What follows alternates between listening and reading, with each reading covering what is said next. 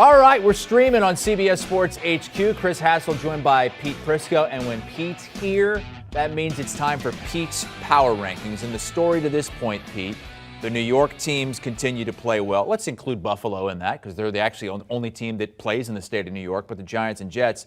How about, though, the four favorites in the NFC going into the season? You've got the Bucs, Packers, Rams, and 49ers. Yeah. All of them at 500. And all of them having major issues. You know, the Bucs, offensive issues at times, defensive issues at times. You look at the 49ers, how do you go on the road, lose to Atlanta if you're supposed to be a good team? The Rams, we've seen it all year. And Green Bay is a grade A mess right now. And they better get it going. It's going to be a long season for Aaron Rodgers. Pretty tough for you to get together the power rankings this week? Really hard. All right, let's check out the top 10. Top two, pretty easy. Eagles win again, so they remain number one. Bills beat the Chiefs. They remain number two. The Vikings are up to number 3. The Giants into the top 5 for the first time. And the Jets into the top 10 for the first time. Titans also rejoining the top 10 along with the Chargers and Bengals. Into the teens we go, and that's where we find those 4 preseason favorites in the NFC, beginning with the Bucs, down 8 spots to number 12. Falcons continuing their rise from the bottom. They were 32nd to start the season, now up to number 19. In the 20s, we find a couple of would-be playoff teams in big trouble right now. The Broncos and Cardinals, both sitting at 2 and 4. And we have a new last-place team this week, Carolina Panthers, at number 32. All right, Bryant McFadden is joining us as well. Always loves to chime in with Pete's Power Rankings here on HQ. Last week, the big chime in from BMAC was that maybe we have a quarterback controversy in Dallas. Oh, no, it wasn't maybe. He said there was one. He said there would be one if Cooper Rush were to win against the Eagles, and that did not happen. That was done by the third quarter. And the Eagles remain number 1, Pete. But I read your article. You believe going into the bye week they do have some things that they need to worry about going into the next half of the season. Well, the second half. They've scored 22 points in the second half of their games. That's not good enough. You're going to lose games if you continue to do that. So I think they have to find out why they're not scoring in the second half, find out what they need to do at halftime, because they come out and they're playing great. The second quarter, they've owned the second quarter, but you have to be better in the second half, and I think going forward, that's what they need to do. Also, run defense is a problem for them. Giving up 5 yards on the ground per carry, that's way too many.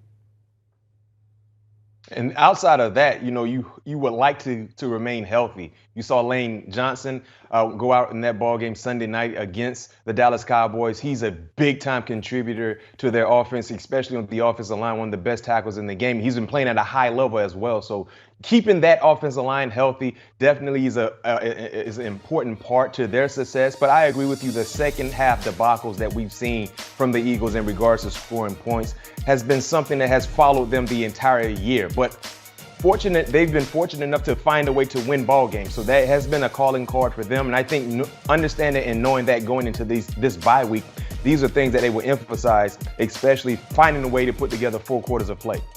Eagles, the only team to beat the Minnesota Vikings, who are also heading into their bye week, just like the Eagles. And the Vikings are up to number 3. BMAC, your cousin, your podcast partner, with a big pick in the fourth quarter to help seal that win against the Dolphins.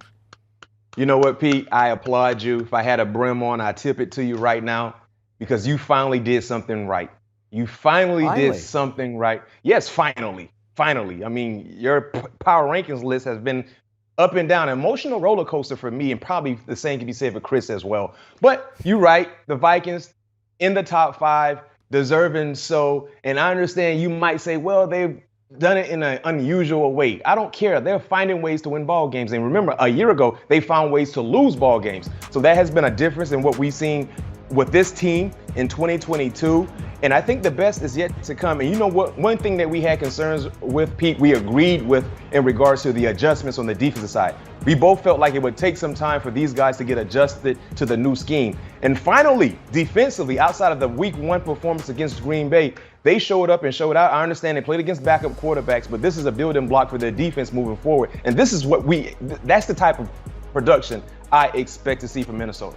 Well, A, they played against a backup quarterback, but B, they also played against a terrible offensive line, including a backup left tackle.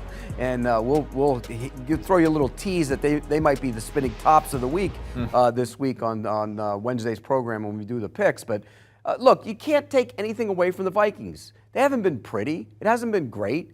But you've earned your spot by winning your games. That's what you're supposed to do in this league. And I can't take it away from them. And so do I really think they're one of the best teams in the league by the time it's all said and done? No, I do not. But right now, they've earned their right to be there. Well, you can rank them lower than number 3 if you want to. If you don't think they're, I can do what I want, and that's what I'm saying. You can do what you want. You don't have. You're kind of arguing against them being. No, not number really. 3. I just down the road, I don't think they're going to be as good as they are right now. Let's put it that way. And I wanted to do B-Mac a favor. He's been a little uptight on this program lately, and I wanted to let him relax a little bit. B-Mac, you like the Vikings to win the division going into the season, so we know you love them now with a 2-game lead. Do you still like them to hold off the Packers? The way the Packers are playing, I do. Huh? The way the Packers are doing, I expect the Vikings to win that division. Yes, and I remember. Hey, yes. Chris, I remember me and Pete Prisco. We were in Minnesota during training camp, and we did our segment together. And I said the Vikings, they had the most talented team in the division at that time, and they would win the division. And Pete, he heckled me, he laughed at me, and now get this, he's on my side. And Chris, think about this. You talking about being wrong. In the first week of the season, didn't Pete Prisco have the Green Bay Packers number 2? Yeah.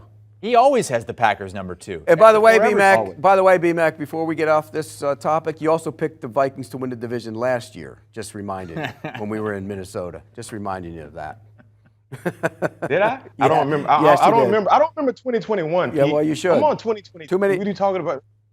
I don't know. I don't remember that. Too many friends on that. Too many buddies of yours on that team, and cousins and everything else on that team. and Kevin O'Connell said that we have to go back there and do a show in January, right, Pete? Yep, he did. Yeah, I might not be making that trip when they're in the postseason. No. Minus 320. You have to. Minus 320 to win that division now, the heavy favorite, 2-game lead on the Packers and the head-to-head win in Week 1 against the Packers as well. The Chiefs drop 1 spot to number 4. Pete, how costly could that loss be for Kansas City, given the fact that the Bills now have the leg up for home field advantage, and Patrick Mahomes has never played a road playoff game? Yeah, it could be really costly for him. And again, we talk all about the Bills and what they do offensively, but what they did to Patrick Mahomes defensively was fantastic. And I think Kansas City has to figure something out when these teams play him with the spy and they don't do the things that they normally do. They didn't adjust very well. And not only that, now you have to go back out on the road this week and play another good defense. You play San Francisco, and that's not going to be easy either. So this is a tough stretch for Kansas City. They have to start to prove to people. You remember, most teams, when you played Kansas City in the past, you didn't man them up. Buffalo played a lot of man the other night because they're not scared of those receivers. Is that down the because field. they don't have Tyreek Hill anymore? Yeah, exactly. That's exactly what. So they got to learn how to adjust to that. What do you think, B-Mac? Yeah, I agree with Pete. And I think when you look at the way that Bills play defense throughout the entire year, they're one of few defenses in the National Football League that can really make Kansas City miss Tyreek Hill.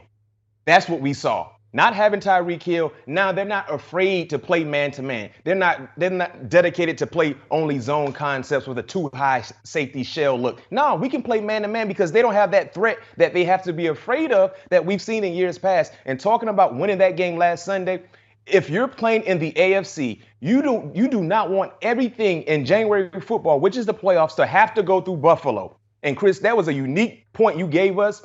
Pat Mahomes he's never played a road playoff game. Think about that. So winning for Buffalo this past Sunday could be extremely big for them come January. One thing from that game, and I'm going to go on a little rant here. Buffalo, be who you are. Don't try and run the damn ball. I know they ran the ball well early in that game, but don't run the ball. If you are running the football the way you did early in that game, that's to my advantage if I'm a defense. You don't need to be doing that. Be who you are. Throw the ball around. They played into the hands of the Chiefs, and they'll say, well, we ran the ball and set up the pass. No, you didn't. You played right into their hands. If you're running Singletary and not having Josh Allen throw the ball, that's a win for the defense. D-Mac, you agree? I disagree. At some point in time, running the football is a necessity. You want to be balanced. And if you want to incorporate your quarterback, I'm okay with that. But come on, Pete. You just can't say, hey, we're going to just throw the ball 60 times. Josh Allen is great. Not what I said, B-Mac. Not what I said. You throw to score, you run to win. You throw to score, you run to win. You throw early, get up by 14, and then you run the ball. They played right into their hands. I like what Ken Dorsey did. They couldn't really stop the run. So, yes, implement the run They here stopped and there. themselves. Did they score any points running the ball? You just want to see Josh Allen throw Did they score any points running the ball? That's all I ask you. Early in the game when they ran the ball, did they score any points? They won.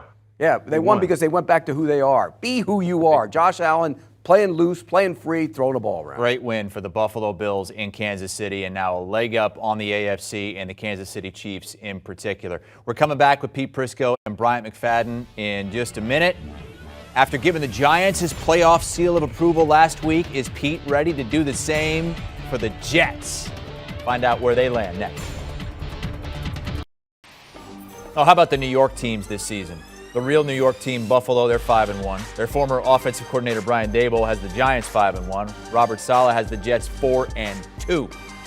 And all of them in the top 10 of Pete Prisco's power rankings. Chris Hassel, Pete Prisco, Bryant McFadden. So many surprises in the first third of this season. Are the Giants the biggest surprise of all, Pete? Without question. I don't think there's any doubt about it. Most people thought this season would be a disaster. They might have a new quarterback, Daniel Jones, would he be back? And here they are at 5-1. And credit goes to Brian Daboll, but credit also goes to Wink Martindale. That defense is just starting to touch the surface of what they're going to be. You saw Thibodeau get a sack fumble late in the game. He's just getting back to playing football again after missing a couple games. So I think watch out for their defense. I still don't love the way they play offense. They have to open it up a little bit. Eventually you're going to have to throw the ball better. But kudos to Brian Daboll and what he's done with that team. They have taken on his fiery, feisty, nasty personality, because that's what he is. Nasty? Yeah. And the Giants, they're just a reflection of real good coaching. You know what I mean? And Pete, you hit on it. Think about the success that we're seeing from the Giants and missing so many key contributors. Leonard Williams missed a few ball games. Offensively, the guys that we thought would be the reliable pass catchers for Daniel Jones, they've been standing on the sideline. So when you factor in coaching, good coaching, and players respecting their coaches and doing what they ask them to do, you see the results. And that's what we're seeing. Not to mention the number one thing in regards to the Giants, they play hard. They're the type of team, they don't mind getting in the back alley and fighting. They just want to throw punches. And if you hit them, that's okay, but they will continue to fight. And that's what we're seeing on both sides. But let's give the Jets some props as well. I think equally, these two teams in New York, they're the two biggest surprises in the National Football League, the Jets and the Giants, based on the expectations or the lack thereof coming into the season. And both teams surprising all of us with unexpected wins and finding ways to win, and they're doing it in different ways. And I like what they're doing, and I like seeing both teams fight as hard as they've been fighting. Yeah, the Giants up to number 5. The Jets, the biggest risers, up 7 spots to number 7. Last week you said the Giants are legit playoff contenders. Are you willing to say that about the Jets this week? Yes, I am. And when you go to Green Bay and you didn't just win the game, you beat them up in every facet of the game. You blocked a punt for a touchdown. Green Bay special teams stink. They've always stunk. But that's a whole other story. You beat them up on the offensive line. The pass rush got after them. The corners locked up in man coverage and did an outstanding job. And you ran the ball and you made plays when you had to. Breece Hall is also showing what a special back he can be. This team is another one that has taken on the personality of their head coach. They're good on defense. LaFleur's doing a good job calling plays on offense. When Zach Wilson starts getting more comfortable, they're going to be even better. I like what they're doing. I really do. I think this, if you asked me before the season, the Jets and Giants, either one of them had a chance to make the playoffs, I would say absolutely not. If you ask me now, I say both have a real chance to make the playoffs. Amazing. Joe Douglas is feeling so good right now because the investments that he poured into this organization, they're paying off, right? It's no different than buying some stock and seeing that arrow pointing upwards. That's what we're seeing right now with the Jets. Quinnen Williams potentially could be the defensive player of the year, former first-round selection. Sauce Gardner could potentially be the defensive rookie of the year, first-round selection. Breece Hall could be the rookie of the year, offensive rookie of the year, second-round selection. These guys have really earned their keep in the organization, and everybody else is just following suit. And like you said, Pete, they're playing extremely hard. Remember, I said both teams, the Giants and the Jets, they have the same mindset. They go out and they fight and they play hard. And I'm just amazed at what I'm seeing. My only concern, though, with the Giants, At some point in time, Zach Wilson, he has to provide something, right? Luckily enough for him, they're running the football well and they're playing good defense. But at some point in time, he has to find a way to throw it around the football field. We haven't really seen a lot from him, but they still have been able to win ball games. That's what both teams have to do, is throw the ball around better than they've done it. That's the key. If either one of them starts doing that, they're going to be a real playoff team. One other thing. Both offensive lines came into the season, major questions. We're seeing them get better and better week by week, particularly the Giants. Giants next week at the Broncos on CBS. That one is a Sunday afternoon game. I was surprised last week when you still had the Buccaneers in the top 5, but they take a major fall this week, down 8 spots to number 12 after losing to the Steelers. At this point, you got to start asking the question, is it ever going to turn around for Tom Brady this year? Did Tommy need to go to that wedding on Friday night, Bob Kraft's wedding? I mean, that's a legitimate controversy. It's a legitimate question. Should he have gone? He didn't go to the walkthrough. If he can do it, can other players do it? That's never a good thing. The whole idea in the NFL, and BMAC will attest to this, is everybody is treated the same. That's what they say. Every coach says that. I never believed it because it's not true. Stars are treated differently, and he was treated differently here. Does it mean he didn't do the work, BMAC? Absolutely not. It doesn't mean he didn't do the work. But what it means is it shows the rest of the players, hey, he left camp for 10 days. Maybe I can leave camp for 10 days. He also was one of those guys that didn't take part in the walkthrough, traveled on his own to the game. Maybe I can do that someday. That's never a good look for the organization. I don't think it's a good look for Tom Brady, and it didn't help that he didn't play very well. No, for the very first time in Tom Brady's professional career, he's kind of acting like an individual, right? The unique thing about Tom Brady, throughout his entire professional career, he's always been a team-first player. This has been a player, quarterback, who's taken less to be able to improve the team. This is a quarterback who's made sure he was always available and dependable for his team. For the very first time, we're seeing Tom Brady remove himself from things related to the game of football.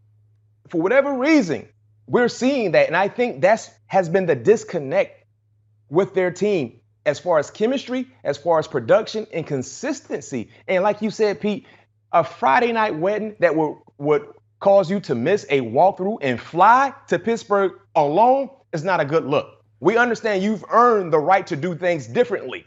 We understand that. But resumes means nothing in the National Football League. What you did in 2020, what you did in the other Super Bowl years means nothing for 2022. And that has been the biggest disconnect that I'm seeing from Tom Brady. For the very first time, it seems like football is not first in his life. And I think the success that we've seen from him as an individual and winning championships in totality with his team, football was always number one. Bill Belichick did not go to the wedding. Okay? That's all you need to know. Bill Belichick, who's been with Bob Kraft for his entire time in New England, for most of his time in New England, he didn't go to the wedding. And he's closer. He didn't have to fly. They could have driven to the wedding. I mean, it's ridiculous that he went to a wedding on a Friday night. And did he miss much? No, probably not. And you know that, B-Mac. My thing is this. I'll say this. Going to the wedding Friday night is not the issue that I have. The issue that I have is this, Pete. Going to the wedding caused you to miss Saturday walkthrough. Because let's keep it real. On Friday night, if you're playing home or away, guys go out. Guys might go out to a lounge. Guys might go out to a restaurant together and have a little bit of fun. But if you're going to do something that causes you to miss a walkthrough and causes you to miss flying with the team on a road trip, that's where you draw the line. And that's the issue that I have. I agree 100%, B-Mac. I just don't think it's a good look when you look at the whole totalness of the whole thing, because here's why. He missed 10 days in camp. That's not a good look. And now you go on a wedding and you don't fly with your team. I just don't like it. Urban Meyer didn't fly back with his team, and everybody killed him for it. Yeah. I mean, he's not flying to the game with his team. I don't like it. If they're 5-1, it's probably not being talked about. If he plays well, it's probably not being talked about. He played poorly. They're 3-3, and the one win they have in their last 4 games is by 6 against the Falcons, thanks in part to a really bad roughing the passer penalty. They're lucky they're in that division, by the way. Probably the worst division in football right now. They got the Panthers this week. Bucks, part of these teams, again, double-digit favorites this week because they're playing the Panthers, who are last in Pete's power rankings. You see a lot of teams here that have fallen quite a bit, like the Niners and Packers and Dolphins and Ravens. Up next, we're going to focus on the NFC West, another division like the NFC South that does not have a team over 500. Are the Seahawks for real? Are the Cardinals done? Pete and BMAC on the other side. Here's a look at the NFC West as it stands right now, a three-way tie. Niners, Rams, Seahawks, all 3-3. Cardinals the only team below 500. The favorite, San Francisco, plus 105. Rams slightly behind that. Seahawks still a long shot at 15-1. Pete Prisco and Bryant McFadden are here. We're talking Pete Prisco's power rankings, and the Seahawks, they're up to 21, but they're the lowest ranked 3-3 team. Do you not believe in them yet?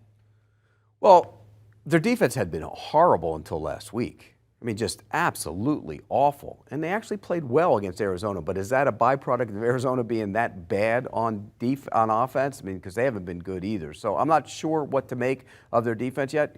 I give a lot of credit to Pete Carroll. He's turned Geno Smith into a player. Kenneth Walker looks like he's going to be a nice runner. They drafted him with the idea that Penny wouldn't play the whole season. Penny's not playing the whole season, but they're going to be fun to watch all season because they can throw the football, and they have good playmakers outside, and Geno's playing well. I am concerned still about the defense.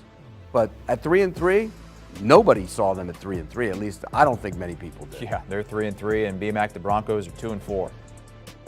I know, right? Who would have thought that Seattle would come out better trading away Russell Wilson and starting Geno Smith than what we're seeing with the Broncos and Russell Wilson? So yes, the Seattle Seahawks, the thing about them is that would you consider them to be a real good team in the National Football League? Probably not. But in their division, they're a pretty good team because their division is really wide open. And one would say you can make a legit argument for the Seahawks based on the teams right now.